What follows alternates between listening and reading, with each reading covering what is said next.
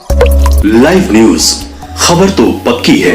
इन दिनों भोजपुरी की सुप्रसिद्ध एक्ट्रेस अक्षरा सिंह को लेकर जिस तरीके से अभद्र टिप्पणियां की जा रही है सोशल मीडिया को आधार बनाते हुए, तो सोशल मीडिया पे इस तरह के आए दिन जो इस तरह की टिप्पणियां की जाती है, गालियां बकी जाती है लाइव आके, तो इस तरह के लिए कोई कानून नहीं है सर जिसे इससे रोक लगाया जा सके। कल को प्रधानमंत्री, मुख्यमंत्री, बड़े बड़े गणमान्य व्यक्ति, आम व्यक्तियों पे इस तरह के जब हमले किए जाएंगे सोशली, कैसे रोका जा सकता है? देखिए, बहुत ही अच्छा और जेन्युइन प्रश्न आपने किया है। सवाल ये है कि आज के डेट में बहुत सारे लोग सोशल मीडिया का इस्तेमाल कर अपने आप को किसी भी तरीके से लोगों के बीच में पहुंचाने के लिए जो सकारात्मक चीज़ नहीं कर सकते हैं, नकारात्मक चीज़ कर रहे हैं। और इस बात में कहने में मुझे कोई अतिशयोक्ति नहीं है कि सोशल मीडिया का अब यूज कम और मिसयूज ज़्यादा होने लगा है। और अच्छे लोगों का अब समाज में जो सोशल साइट पर थे, जैसे फेसबुक और इत्यादि पर, तो बहुत लोग पलायन करने लगे हैं, उससे अपना अनइंस्टॉल करने लगे हैं। रीज़न ये है कि अब अनवांटेड चीज़ का ज़्यादा उस पर जो है सो सोशल मीडिया के माध्यम से प्रचारित होने लगा है। खुलेआम अपशब्द किसी को कहना सोशल मीडिया पर, इस चीज़ की गंभीरता को सरकार ने भी देखा और बहुत सख्ती से उस पर कार्य भी हो रही है। लेकिन जितनी कठोरता से कानून का असर दिखना चाहिए, वो अभी कानून का सख्ती दिख नहीं रहा है, जिससे लोगों को लगता है कि हम किसी को भी गाली देंगे, किसी को भी सोशल मीडिया के माध्यम से कहेंगे तो मेरा कहीं कुछ नहीं हो सकता है। इसी आत्मविश्वास से लोग बेखौफ हो चुके हैं। इसीलिए आज के डेट में जिसको जो मन हो रहा है सोशल मीडिया पर आके कर देते हैं। हालांकि कानून का जहाँ तक सवाल है तो कड़े कानून है, प्रावधान बहुत स्ट्रांग है और सरकार इससे लोग बचे नहीं। इसीलिए आपने देखा भी होगा कि हर एक जिला में एक साइबर थाना का निर्माण किया गया है बिहार सरकार के द्वारा, और उस पर त्वरित कार्रवाई के लिए जो एक्शन हो उसके लिए भी उन्होंने कानून बनाया है। बहुत सारे लोग यूट्यूब पर, चाहे वो जाति का नाम पर, धर्म के नाम पर, व्यक्तिगत तौर पर टीका टिप्पणी करके और गाली गलौज करते हुए ये लग रहे हैं कि यदि कोई यादव है तो कोई अन्य जाति को गाली देगा, कोई अन्य जाति है तो यादव को टारगेट करेगा, कोई पासवान जी को टारगेट करेगा और अपने चंद व्यूवर्स को पाने के लिए अश्लील शब्दों का भी इस्तेमाल कर रहा है, व्यक्तिगत भी गाली गलौज करता है। तो उसके लिए कानूनी तौर पर देखिए, पहले यदि आपको कोई धमकी दे रहा है, कोई गाली दे रहा है तो आईपीसी में 504, 506 इत्यादि धाराओं का होता था। लेकिन इसमें सज़ा के प्रावधान कम थे आईपीसी में, इसीलिए आईटी एक्ट जो आया उसमें सेक्शन 66 है, 66 का ए से लेके ई तक की बात मैं कर लूँ, विभिन्न कैटेगरी में बांटा गया है। उसमें दंड के प्रावधान को कठोर किया गया है। उसमें 3 वर्ष से लेके 5 वर्षों तक का सज़ा का प्रावधान है और ऑफेंस का नेचर भी कॉग्निजेबल बनाया गया। अब इसका असर ये हुआ कि जब कभी भी 154 सीआरपीसी के मुताबिक यदि कहीं पर एफआईआर दर्ज होगा तो एफआईआर केवल कॉग्निजेबल ऑफेंस में ही दर्ज हो सकता है। नॉन कॉग्निजेबल ऑफेंस का एफआईआर नहीं तो उसके लिए आप कोर्ट में केस कर सकते हैं। तो पुलिस का थाना जो हो गया, जैसे आप अस्पताल में जाते हैं तो वहाँ पर एक होता है ओपीडी और एक होता है इमरजेंसी काउंटर। तो इमरजेंसी के लायक को ही इमरजेंसी वार्ड में रखा जाता है, यानी कि बहुत त्वरित कार्रवाई। तो जो कॉग्निजेबल ऑफेंस का मतलब जो गंभीर नेचर के अपराध हैं जिसमें त्वरित कार्रवाई करने की आवश्यकता है, उसी सब संबंध में एफआईआर दर्ज करने की डायरेक्ट शक्ति जो है सो हर एक थाने को दिया गया है। तो आईटी एक्ट में उस धारा को इसीलिए कॉग्निजेबल, हालांकि गाली गलौज ही है, तो गाली गलौज केवल है यदि वैसे किसी को कोई गाली दिया मीडिया के माध्यम बगैर, तो उसके लिए आईपीसी के धाराओं के मुताबिक सजा होगा, जिसमें बहुत नाममात्र सजा है। कितना है सर? 1 साल तक का सजा का प्रावधान है। परंतु और वो कॉग्निजेबल ऑफेंस भी नहीं बना, नॉन कॉग्निजेबल, यानी कि एफआईआर नहीं हो सकती है। कोर्ट में तो गवाही होगी आपकी, बहुत लेंदी प्रोसेस होता है, कॉग्निजेंस लोगी तब होता है। इसीलिए लोग गाली सुन के भी कहता है कोर्ट में क्या जाओगे। परंतु यदि आप किसी को सोशल मीडिया पर आकर गाली देते हैं तो उसके गाली ही है, लेकिन उस गाली को गंभीर नेचर के अपराध के श्रेणी में रखा गया है। इसीलिए आईटी एक्ट के अंतर्गत उसको यहाँ पर कॉग्निजेबल ऑफेंस का मतलब गंभीर नेचर के अपराध के श्रेणी में डाल दिया।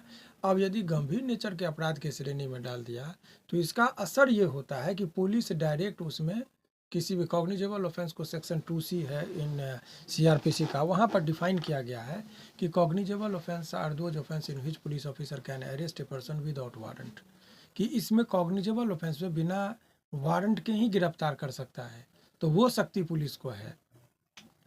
तो यदि इसमें चाहे, यदि उसका प्रमाण हो गया सोशल मीडिया पर वो है तो गाली दिया, तो पुलिस के पास वो उसमें जांच पड़ताल के लिए भी बहुत ज़्यादा ये नहीं है, उस पर ठोस सबूत भी मिल जाते तो पुलिस चाहे तो विदाउट वारंट भी उसको गिरफ्तार कर सकती है। क्योंकि रिपीटेशन और कंटिन्यूएशन ऑफ क्राइम है, तो पुलिस यदि अपनी तत्परता दिखाएगी तो सोशल मीडिया का गलत इस्तेमाल करके कोई भी किसी को गाली दे देना, जो भी चीज़ को नहीं प्रसारित करना है प्रसारित कर देना, कुछ लोग अश्लील हरकत करते हैं, कम वस्त्र पहन के फ़ोटो अपलोड करते हैं इत्यादि, उसी में आ जाता है।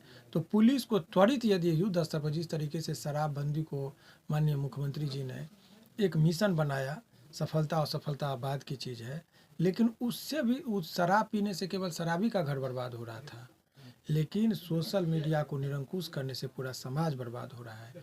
तो कई गुना ज़्यादा गंभीरता से यदि लेगा, यदि देखिएगा सोशल मीडिया पर यदि कंट्रोल नहीं किया गया तो आने वाला जनरेशन कहाँ जाएगा, इसकी कल्पना नहीं की जा सर, सकती। नेता और सोशल मीडिया के जो लोग भी गाली गलौज कर रहे हैं, नेता भी बहुत सारे हैं या कार्यकर्ता हैं या आम आदमी हैं, तो सबके लिए एक ही कानून है? सभी के लिए एक ही कानून है, all are equal in the eyes of law. ऐसा नहीं कि नेता ने गाली दिया तो उनके लिए अलग जेल होगा, अलग कानून होगा, अलग धारा होगा, ऐसी कोई बात नहीं है।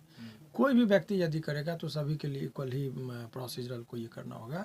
लेकिन देखिए, ये एक बहुत ही चिंता की बात है कि समाज में जिस तरीके से सोशल मीडिया का मिसयूज करके, वो देखिए अभी पहले पिक्चर सिनेमा में रिलीज करने से पहले सेंसर बोर्ड के द्वारा देखा जाता था, कोई आपत्तिजनक शब्द है या आपत्तिजनक सीन आ गया तो उसको सेंसर बोर्ड पास नहीं करती थी, तो रिलीज नहीं होता था।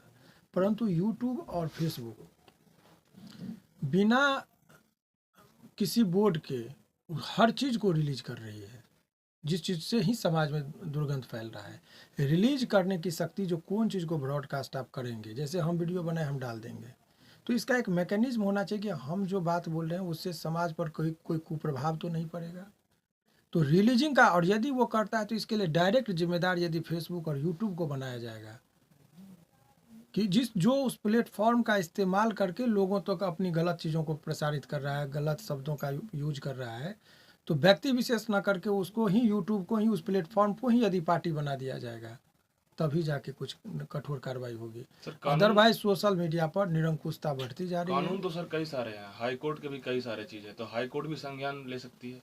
देखिए, इस पर तो संज्ञान लेने के लिए कर ही सकती है, शक्तियाँ हैं, लेकिन हाई कोर्ट सबके पास इतने काम का ये है कि जो काम असाइन किया जाता है तो उस पर वो लोग ज़्यादा, हालांकि शक्तियाँ से कोई इनकार नहीं किया जा सकता है, लेकिन कानून बनाने की शक्ति विधायिका को होती है, कानून लागू करने की शक्ति जो है कार्यपालिका की होती है, और कानून पर निर्णय और विवेचना करने की शक्ति न्यायपालिका की होती है। तीनों आदमी का फंक्शन अलग अलग है।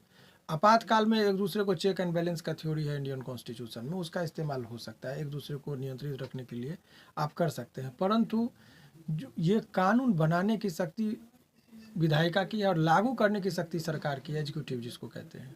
अभी तो सर कोई कानून नहीं है इस पर ना, कानून है, बोलना कानून है, मगर कानून का जैसे शराबबंदी हो और शराब पीने वालों को पुलिस ना पकड़े तो कानून फेल्योर है। सर, तो अक्षरा सिंह तो फेमस चेहरा है, अगर उन्होंने केस किया किसी तो... व्यक्ति विशेष का नाम लेकर मैं बात नहीं कर रहा हूँ, ये समस्या केवल अक्षरा जी का या खेसारी जी का या पवन सिंह। खेसारी जी को एक आदमी ने गाली दिया था उनके बेटी को लेकर, सख्ती से हमारे पास केस आया, हमने किया, देखिए अभी जेल में सड़ रहा है। तो कितने आदमी केस बनाने में, केवल नोटिस, उसका केस को लिखने की भी तरीका होनी चाहिए ताकि उसको सजा मिले। आप केस हल्के में लिख के कुछ दे दीजिएगा तब कुछ नहीं होगा, तो वो भी चीज़ है, लेकिन इतना टेक्निकली कितने लोगों से लड़िएगा। तो क्यों ना उसको कहते हैं कि बिल्ली को मत मारिए, बिल्ली के मम्मी को मारिए, ऐसा मुहावरा है। तो मेन जो वजह है, तो आप बताइए कि यूट्यूब और फेसबुक पर अनवांटेड चीज़ों का आना है, बच्चे के हाथ में मोबाइल है, आप जिस चीज़ से, आप 4 आदमी बैठे हैं तो आप इस उम्मीद से बैठे कि आपके फ्रेंड लिस्ट में उन्हीं लोगों को आपने सेलेक्ट किया है जो आपके नेचर के मुताबिक, यानी कि अच्छे और सज्जन व्यक्ति हैं। अब उसमें पता चला कि अनवांटेड चीज़, जिसका हम कभी कल्पना नहीं किए, तो वो एक वीडियो चल जाता है, तो आप अगल बगल में जाके उसको एस्केप करना पड़ता है। तो इसके लिए वो प्लेटफॉर्म कौन सा है, यूट्यूब या फेसबुक, जो अनचाहे चीज़ों को भी रिलीज कर रही है, तो उस पर भी अंकुश लगाने की ज़रूरत है। मैं उपाय बता रहा हूँ, समाधान बता रही बात कानूनी तौर पर, तो देखिए जो व्यक्ति कोई किसी को गाली दे रहा है, तो गाली क्या है, उसको फिजिकल हार्म नहीं होता है, ये मेंटल टॉर्चर की बात है। और मेंटल टॉर्चर से क्या होता है, मारपीट होगा, मर्डर होता है, हत्याएं होती है, तो फिर सरकार को ही लॉ एंड ऑर्डर को मेंटेन करने में दिक्कत होती है, स्टेट की लायबिलिटी बढ़ती है। लेकिन बहुत हैरत हो रही है कि इतने गंभीर मामले पर क्यों नहीं किसी का ध्यान जा रहा है। सोशल मीडिया पूरे समाज को बर्बाद कर रही है। आने वाली पीढ़ी को पूरा चरस के नशा जितना खराब नहीं करेगा ना, उससे कई गुना ज़्यादा ये सोशल मीडिया के माध्यम से जो आने वाले जनरेशन के दिमाग में जहर घोला डाला जा रहा है, उसके आने वाले जनरेशन को बर्बाद किया जा रहा है। क्या दिखना 5वीं 6वीं 7वीं के बच्चों को, कुछ चीज़ें केवल पॉर्न साइट को बंद करने से नहीं होगा, इससे भी कई जहरीले चीज़ें हैं समाज में। भाषाई चीज़ों को, अनियंत्रित भाषाओं का इस्तेमाल करना, अपशब्द का इस्तेमाल करना, ये आने वाले पीढ़ी को जो है आप देखेंगे एकदम एब्यूसिव, जिस लैंग्वेज को हम लोग अभी मैक पर नहीं बोल सकते हैं। अनेकों उदाहरण है जो आपको लगेगा कि मैं जिसका इस्तेमाल लोग नहीं समाज में करते हैं, उसको माइक पर आके लोग खुलेआम बोल रहे हैं। और एक नहीं, बहुत सारे लोगों का चैनल ऐसा है जिसको आप नाम नहीं, और यूट्यूब पर अच्छे कमा रहे हैं। हालांकि कुछ यूट्यूबर आत्महत्या भी किया है इसी सब चक्कर में। जब समाज में गंद फैलाएंगे तो आपको आत्महत्या भी करना पड़ेगा। इनका क्या होगा सर, जो केस हुआ है IT केस में उसके सजा के प्रावधान कॉग्निजेबल ऑफेंस है, उसमें यदि स्ट्रांगली केवल केस नहीं करने से होगा, केस को यदि वो प्रोसीड करेंगे और सख्ती से उस पर काम करेंगे तो त्वरित का गिरफ्तारी होगी और सजा भी होगी। लेकिन केस बड़े लोगों के पास क्या होता है, समय का अभाव होता है। केस कर दिया, सोचा कि पुलिस करेगी, पुलिस भी क्यों करेगी? सिंपल केस करना कुछ नहीं होगा, कुछ नहीं होगा, उस पर लगना होगा। आपको ये दिखाना होगा कि आपने केस किया। इस मामले में खेसारी जी का बार बार जिक्र कर रहा हूँ, उनके बच्ची के साथ गलत हुआ तो उन्होंने दिखाया कि हम चुप रहने वाले नहीं, और जो लड़का गलत किया था वो जेल भी गया, अक्षरा सिंह और फिर माफी भी मांगी और समाधान भी हुआ। अक्षरा सिंह महिला थाना में केस करके FIR करके वो चली गई है, तो क्या कोई फर्क पड़ेगा जो यूट्यूबर जो भी है? देखिए, केस करना तो 2-3-4 केस हुआ है, तो मुझे नहीं लग रहा कि अभी तक कोई ठोस कार्रवाई तक पहुंचा है। आनाप शनाप में हर आदमी को एक एक्सपर्ट की जरूरत होती है ना। बीमार होंगे तो डॉक्टर, बेहतर से बेहतर डॉक्टर के पास जाइए।